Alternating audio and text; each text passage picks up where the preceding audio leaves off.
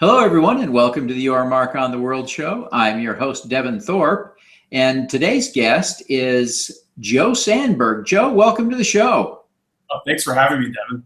Joe, we're excited to talk to you. Just this morning, I talked again to the founder and CEO of Bright Funds, Ty Walrod, who you've backed. And just a week or two ago, I was talking to the CEO at Aspiration, another of your investee companies. Tell us a little bit about your desire, your plan, your strategy, your practice of investing in social entrepreneurs. It's really exciting to meet someone like you. Oh, thanks. Thank you very much. I don't think about what I do as investing. I think about what I do as trying to make the world better. And I think there's these artificial constructs that are created between and among what we do in our business lives, what we do in our philanthropic lives, what we do in our public policy lives. I think those divisions are artificial. When I wake up in the morning and when I reflect on how I'm living my life, I reflect on my desire to help those that have been left behind and create opportunities for those that have been forgotten. And there are different ways that I activate that sensibility in the business world, in politics, in philanthropy, but it all is born of the same desire to create opportunity for people who have been forgotten or left behind. And so in the case of those two excellent companies that you mentioned, Aspiration and Bright Funds, they're both extensions of this desire to create opportunity for people. It just so happens in those two examples, we're creating opportunity in the private sector.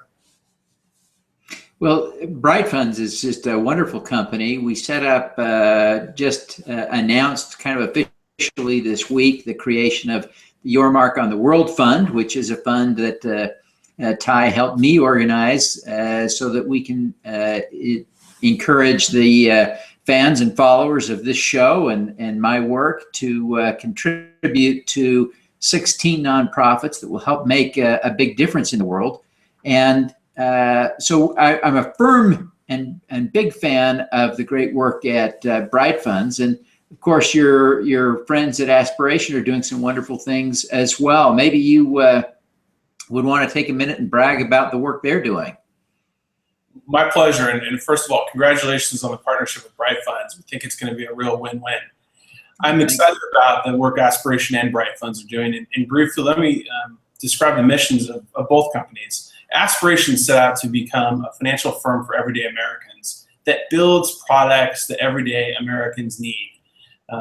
So much of our financial system is created for a small number of wealthy investors and institutions. And the way that a lot of financial firms serve everyday Americans is by simply taking what they build for wealthy and institutional investors and reducing them to smaller bite sizes for everyone else. But the lives of everyday Americans are different than the lives of a small number of wealthy investors and institutional investors. And we need to build financial firms that have in mind how regular people live and how you build and what the products are that you need to build for everyday Americans. I think that's the greatest charge that our financial system has, but unfortunately hasn't met.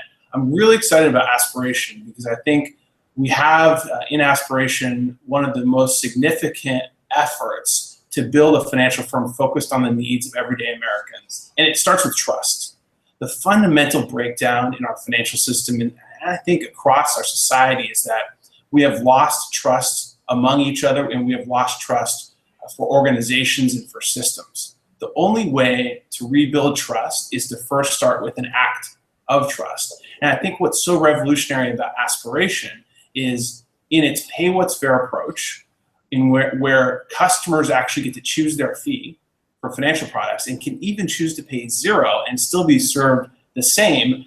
Aspiration is making a radical act of trust and saying, we're going to make ourselves vulnerable as a company to the goodwill of our customers because our customers are who we're trying to serve. And if our customers don't think that we deserve to get paid, then we're falling short and we need to examine how we do better by them. What's been so inspiring, frankly, from the activity of our customers at Aspiration is that they've been incredibly fair-minded. Most Aspiration customers pay a very fair fee. And I think that's because for the first time in a long time, they're seeing from a financial firm a focus on them and their needs. And I think that touches on how you administer true leadership. True leadership is service leadership, which means serving other people, which starts from a place of understanding what other people need. I think it touches on how you build effective companies and how you reach effective outcomes in public policy, which is what do people need, and then build around those needs and satisfying those needs. It's a great model, and just a great company. It's exciting to see what they're doing.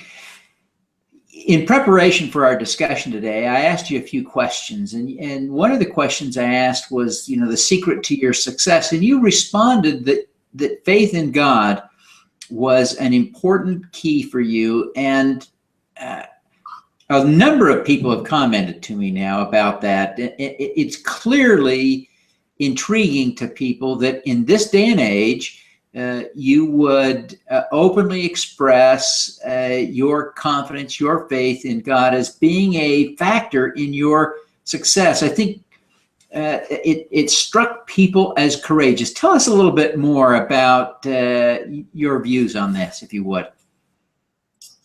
Well, thank you for the compliment. It's authentic, and that's all I know how to be. I think one of the parts of growing up is gaining a comfort level with who you are, what you stand for, and living those sensibilities and truths out in your life and how you treat others. And for me, the most authentic grounding place is my faith. I believe very much in God, and what that faith instructs me is that we have purpose, that life means something, and that we all have something to contribute, something different, but something important. As I discussed with you, there's a Hebrew phrase, tikkun olam, which means heal the world. I think that we're all created with a special responsibility, a different responsibility, but a special one, to find our way of healing the world. A lot of folks have differences of opinion on faith, and I respect that. But for me, it's very important, and I'd ask people to, show me and my faith the same respect that I'd extend to others who have a difference of opinion. But I think this heal the world point is something that's worth underlining. My faith comes from a place of humility. I look around my life and I'm sobered by the remarkable amount of luck and chance that have come together to allow me to be in the present place. And I just can't imagine that it was, all for randomness. I can't imagine it was all so I can, live a cushy life, eating, luxurious foods. There has to be a greater purpose. At least that's my view. And I think that purpose in my life is to ensure that the kids today who are like I was don't have to rely so much on luck and chance. It shouldn't come down to randomness, the quality of lives that people get to enjoy. And I think that for me is my core mission, and how I look at company building, public policy advocacy, and my philanthropy. That is, let's reduce the randomness and luck and chance that young people rely on to have great lives. Let's create systematic change so that young people today have not as good, but even greater sets of opportunities than we and our parents have enjoyed. So, as I've talked to Ty and other folks, it's clear you are a role model. I wonder who, in turn, you look up to as a role model. Who inspires you? Well, thank you for the compliment. A high school teacher of mine, Larry Toner, from Servite High School, where I attended in Anaheim, California, has been an important mentor and role model of mine since I was a young adolescent. And I think from Larry Toner's teachings, I really learned about this notion of servant leadership, that leadership is about others, not yourself. It's ironic, the more you focus on others, I've found, and the more you focus on serving others, the greater blessings and success that seem to come into your own life. It's kind of ironic like that. The more you focus on yourself, I find that the harder actually life becomes. I think there's an act of faith there that if you focus on others, listening to others, understanding others, putting yourself in others' shoes, you can understand how to serve them. And when you serve others, I think you're often looked to as a leader and a role model. I'm really grateful that I stay in touch with my teacher from high school, Larry Toner, to this day, and I view him really as an important spiritual mentor. And it also reminds me that I need to be a mentor to other people.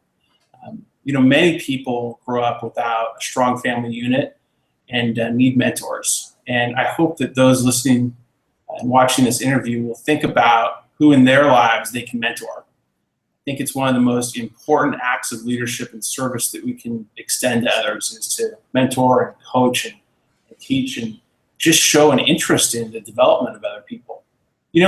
Life, the human experience, it can be really lonely and isolating. And I think one of the most important parts of leadership is making people know that they're not alone, that somebody cares about them and wants to know what they need and is committed to helping them. Joe, you talked about the notion of integrity, of a holistic approach to your life. I want to dig just one layer deeper to understand why it is, if your life is intended to be holistic, why do you care about helping others, doing good? What is the fundamental motivation there that drives you to do good? Well, I think that you gain meaning in serving others. And I think what we all yearn is meaning more than anything. I think we want our lives to mean something. And in my life, I gain the greatest meaning from helping others and serving others. I think we all have to look inside ourselves and ask, where do we find our own meaning? But I bet that for so many, for nearly everyone, when they're honest with themselves, they'll recognize that what we yearn and crave is for our lives to mean something. I hear you. Now, Joe, you've clearly been very successful, and you're helping to create just these massive, I would call them ripples, except they're waves. The impact you're having is really tremendous. And everyone who's watching, they come from different backgrounds, different objectives, different strategies, but they all have one thing in common. They want to do more good. Give us a tip. Draw on something that you do every day or that you do consistently that really empowers you to be impactful, that we can employ to have more impact for good. I'd recommend thinking about two things.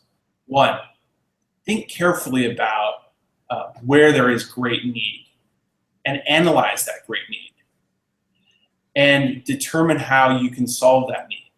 There is a significant relationship between one's ability to address need and the economic opportunity that one can create. I think one of the great virtues of, if you will, do well, do good investing is the alignment of solutions, need, and economic value. The companies that I love to build, like Aspiration and Bright Funds and others, are companies that are aligning a big need, a big pain point, if you will, with a solution.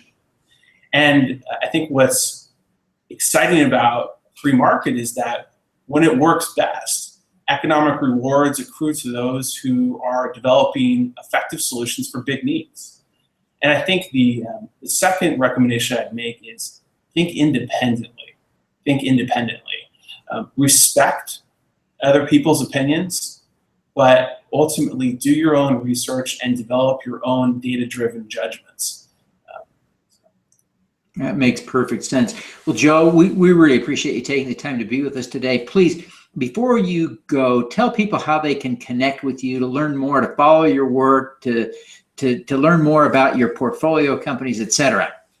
Well, first, please visit aspiration.com or brightfunds.org, and folks are welcome to connect with me on Twitter, Joseph N. Sanberg, or direct message me on Twitter. I'd love to hear from people. Thanks a lot for having me, Devin. Fantastic. Joe, really appreciate you taking the time to be with us today. Very interesting discussion, and we wish you all the best in your great work. Thank you. All righty, let's do some good. Thank you.